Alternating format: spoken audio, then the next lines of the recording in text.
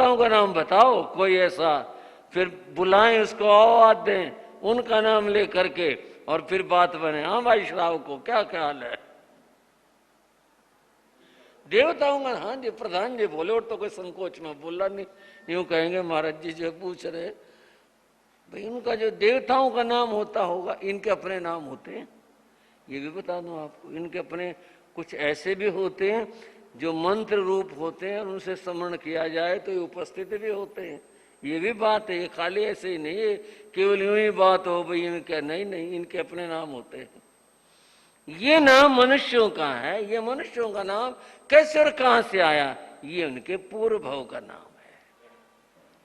गंगदत्त उनके पूर्व भव का नाम है। उस पूर्व भव के नाम के कारण से इनको इस रूप में जाना जा रहा था। गंगदत्त जो पूर्व भव में नाम था, वह आत्मा, वह जीव। अब हम अपने जानने के लिए हम उस रहस्य से तो परिचित नहीं हो सकते कि वहां इनका क्या नाम, क्या मंत्र, क्या चीज हम नहीं हो जान सकते, लेकिन उस पूर्व भव का नाम है कि ये गंगदत्त इनका पूर्व भव का नाम है। तो भगवान इन देव नहीं है, देवद्युति, देवरिद्धि, देवकांति, ये सब कैसे प्राप्त की? भगवान बोले गौतम सुनो, 20वें तीर्थंकर मुनि सुब्रत स्वामी का युग। अब थोड़ा प्रेम और श्रद्धा का परिचय दो। बोलो भगवान मुनि सुब्रत स्वामी के। 20वें तीर्थंकर, वो जमाना। अगर मैं एक बात पूछ लूं, पहले भी कभी जिक्र चला था मुनि सुब्रत स्वामी का? कहां चला था? किसके प्रसंग में चला था? मैं बताता हूं, मैं कुछ ऐसा नहीं, कार्तिक श्रेष्ठी के प्रसंग में चला था।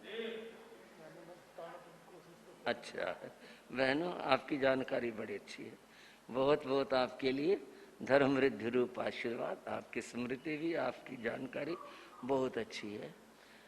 ये कार्तिक श्रेष्ठ भगवान 20वें तीर्थंकर मुनि सुब्रत स्वामी के युग के श्रावक थे, तब के थे। और वो जो कार्तिक श्रेष्ठ जिनका जिक्र आया था, वे बंधु यहां प्रथम देवलोक के इंद्र शक्रेंद्र महाराज वो बने थे।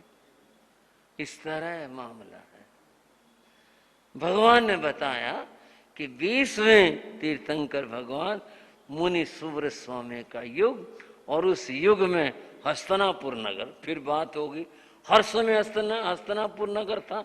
इसलिए तो मैंने कहा ये कुछ शाश्वती नगरियां हैं, इनके ये सब तो बदलते रहते हैं, पर ये नाम और स्थान कुछ ऐसा ही माना है, ये हैं शाश्वती नगरियां कहलाती हैं। हस्तिनापुर उनमें से एक है। ये तब भी थे मुनि सुब्रत स्वामी के युग में, और आज वर्तमान में पंचम काल में भी हस्तिनापुर है। अब और ज्यादा तो मैं नहीं बता सकता, इतना ही बता सकता हूँ, भगवान महावीर के युग में भी हस्तिनापुर था, और भी रहा हस्तिनापुर।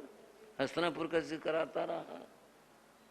हस्तिनापुर में गंगदत्त नाम के एक श्रेष्ठी थे, और उस श्रेष्ठी की क्या बात हुई, कैसे हुई, आज मामला देवताओं का चला, तो थोड़ा सा और देवताओं की बात करते हैं और मिल करके एक बार बोलेंगे।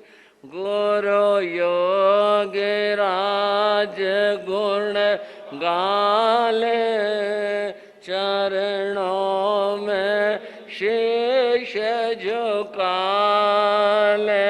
गुरु योगीराज गुण गाले, चरणों में शीश।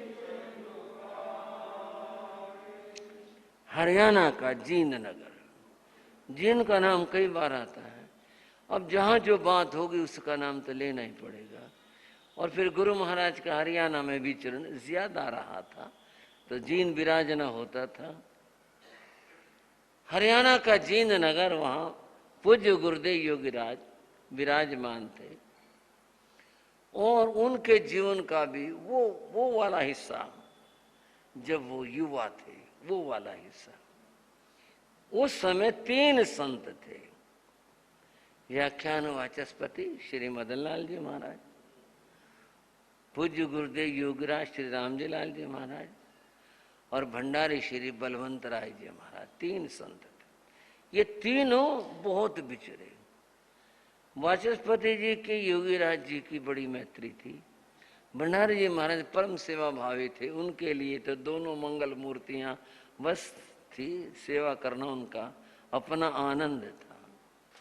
ये तीनों विचरते थे।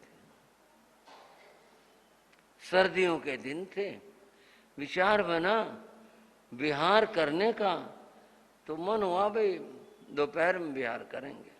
अच्छा, जब खिला हुआ मौसम होगा सर्दियों का, जैसे होता भी 2-1 बजे विहार कर लेंगे।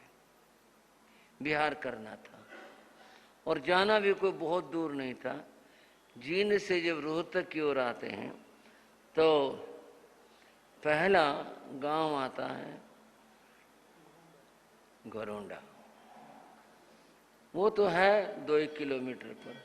फिर आता है किनाना, किनाना 5-6 किलोमीटर पर है। तो संत अक्सर किनाना ठहरते हैं, घरोंडा भी ठहर जाते थे, भाई किनाना चलेंगे। संत जब विहार करते हैं तो कई बार, कभी कभी बातों में मैं कई बार शिकायत सी भी कर देता हूँ, कोई ख्याल नहीं करना।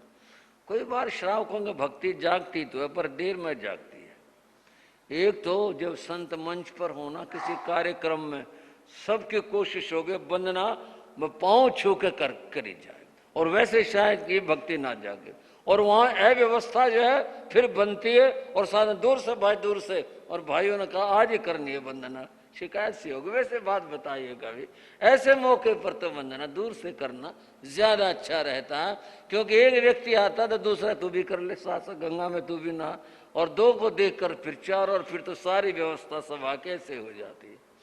चलते हुए संत के पांव छू के दर्शन नहीं करने चाहिए। हमेशा कोशिश करो कि ठीक है मतलब बंदा महाराज जो भी आप है, ये शिकायत ना सोचना, व्यवस्थाओं की बात बता रहा हूँ। चलते कई बार भाई जो है वो पाँव को, और कई बार पाँव उलझ सा भी जाता है, ऐसा भी गिरते गिरते वाला मामला भी कई बार हो जाता है, तो वही अच्छा होता है। उसमें संत को भी साथा और गृहस्थ का भी ठीक से बंधन भी हो गया, लेकिन वो चलते वंदना करना, पाँव पकड़ना, इसी तरह से मंच पर बैठे हों तो सभा में व्यवस्था फैलती है। ये मैं वैसे कह रहा हूँ, कोई शिकायत के रूप में नहीं, किसी की भी दूर से ही करनी चाहिए, वो ज़्यादा अच्छा होता। वो बात यूँ कह रहा था, जब विहार करना हो ना, भाई भी नहीं सोचते आज ही वंदना कर लो, फिर पता नहीं साधु आएंगे कि नहीं आएंगे। चलो वैसे चाहे साधु ठहरे रहे ना हो, लेकिन जा रहे महाराज जिल भाई आज तो वंदना करिए। वो भीड़ सी होगी, और फिर वो देर भी लग गई। इसने बात कर 3 बज गए, सर्दियों के 3 बजे तो दिन जो है ढलाने को हो जाता। साधु भी आपस में चलो भाई 3 बज गए, जाना भी है आगे, बिहार हो गया, पर देर में हुआ, 3 बज गए। गांव में पहुंचे, कुछ और भाई साथ थे, क्या हुआ वापस करे। वहां पहुंचते पहुंचते दिन छोटा रह गया। देखा भला गांव था, हमेशा ही साधु आते जाते हैं, हमारे पता नहीं कितनी बार ठहरना हुआ। ये था वे फलानों के ठहरते, उनके मकान है, उनका कमरा है। संत वहां पहुंचे, उन्होंने बड़े भाव से वंदना करी, खुशी व्यक्त की। बोले वे ठहरने का कमरा ऊपर था। बोले महाराज लड़के की शादी होगी, वो कमरा तो उनको मिल गया, और नीचे तो कोई कमरा था नहीं, ऊपर वाला कमरा तो भाई और कोई देखो। पूछते हैं, पास में पूछा, पड़ोस में इधर पूछा उधर पूछा। गर्मियों में तो स्थान इसलिए मिल जाता है कि लोग बाहर सो जाते हैं, गांव में तो गली में 4 पाए डाले सो गए, कमरा खाली हो गया और जगह हो जाती। सर्दियों में तो सारे लोग अपने सुरक्षा में कमरों में सोते हैं, तो मुश्किल काम होता है। वो पूरी गलियां तुम्हारा है भाई, तुम्हारा उनका है, पूछ उनके पूछ, बात ही नहीं बनी। भाई देर में आए, वक़्त से आ जाते तो मिल जाता, और ढूंढ लेते, नहीं तो और ने आगे ही चल देते, चलो कोई बात नहीं, मुश्किल सा काम हो गया, इधर पूछ उधर पूछ। एक और पीछे गली थी, उसमें भी पूछ, उन्होंने रुचि पूरी ली भाइयों ने, लेकिन क्या करें, कमरा किसी को दे तभी तो। भाई ने कहा महाराज मकान तो एक है, बोले फिर? मैं क्यों ठहरने का तो नहीं है। बोले क्यों, क्या बात होगी? बोले बंद पड़ा है तो नया मकान पर बंद पड़ा है, ठहरने का नहीं है। बोले वो मकान है नया बना हुआ है तुम बता रहे हो और खाली है। बोले हाँ महाराज ये तो सारी बात है। बोले फिर क्या बात है? बोले ना ठहरने का नहीं, हम नहीं ठहराए वहां पर। बोले बात भी कुछ हो? बोले जी उसमें कोई रह नहीं पाता, इन्होंने कई बार मालिकों ने कोशिश कर ली, रात को चारपाई उठाकर बार भागे। हाँ कैसे करें भाई? संतनापन चलो कुछ नहीं होता। बोले भाई खुलवा दो। बोले ना महाराज वहां नहीं और कोई देखते हैं और पूछते हैं। बोले नहीं दिन थोड़ा रह रहा भाई, वो खुलवा दम ठहर जाए कुछ नहीं हो। और संतों ने थोड़ा ज्यादा कह दिया कि भाई कुछ नहीं होता, वो खुलवा दिया। खुलवा दिया, उसमें एक कमरा अच्छा ठीक सा था वो खुलवा दिया। और सर्दी के दिन थे, पुराल मिल गांव में आराम से मिल जाते बिछाने की पुराल, वो बिछा ली। सन ठहर गए, दिन छिप गया। इतना ही समय बचा हुआ था, चलो कुछ नहीं ठहर गए। उन्होंने पूछा भी, पंडितों का मकान था कि जी कुछ और हमारे लायक? बोले नहीं बस कुछ नहीं, बस जगह की जरूरत थी, चलो ठहर गया। प्रतिक्रमण हुआ। प्रतिक्रमण के बाद जिसने माला फेरनी थी, जो कुछ था, सोने का समय हुआ, सो गए। गुरु महाराज योगीराज रात को 2 सवा 2 बजे हर रोज उठा करते और वो अपना ध्यान समाधि और जाप जो होता था वो करते थे। वो रात को उठे, उठने के बाद में भाई चलो बीच में ना जाना पड़े लघु शंका के लिए, तो उठे, उन्होंने दरवाजा खोला, वो बाहर गए, चौक था उसमें, बाहर गए, चांदनी रात थी। जैसे चौक में उन्होंने पांव रखा दरवाजा खोल के, सामने एक जवान लड़का खड़ा था। रात के 2 बजे और ये खड़ा है, तो थोड़ा ये ख्याल हुआ कौन है ये, कोई चोर उचक्का, कोई इधर गैर आदमी, कौन है ये? चलो ये बोलेगा कुछ कहेगा तो बात करेंगे, कुछ नहीं। ये खड़ा था, उधर जाना था, उधर नहीं गए। जीना था ऊपर जाने का, वो जीने से ऊपर चले गए छत पे। गुरु महाराज योगीराज ऊपर गए, छत पर पहुंचे, छत पर खड़ा पाया। अच्छा ये तो नीचे था, ये कहां से आ गया? जीने से तो मैं आया, ये कहां से आ गया? और वो खड़ा था। गुरु महाराज कौन है भाई तू, क्या बात है? उन्होंने उससे पूछा। जो उन्होंने पूछा वो गायब हो गया। ये क्या बात हुई? अब लगा ये कोई मामला और कुछ मामला है। उन्होंने अपना ध्यान, कुछ पाठ जो उनको था वो किया, वो फिर सामने आके खड़ा हो गया। क्या बात है भाई, संतों को क्यों परेशान कर रहा है, क्या मामला, क्या बात है? वो फिर बोला ये मकान मेरा है। बोले अच्छा भाई, हम तो संत है, पूछ के ठहरे हैं यहाँ पर, और तेरा मकान है तो ठीक, हमने कौन सा रहना, सुबह चले जाएंगे यहाँ से, मैं यहाँ किसी को रहने नहीं देता। बोले फिर रात को तुम जाएंगे नहीं यहाँ से? बोला मेरा कुछ जोर नहीं चला, नहीं तो मैं बता देता, यहाँ मैं ठहरने नहीं देता किसी को भी। बोले हम नहीं जाते यहाँ से, हम तो रात को हम जाते ही नहीं, हम तो यहीं रहेंगे। तो अपनी दिक्कत बता, क्या दिक्कत है?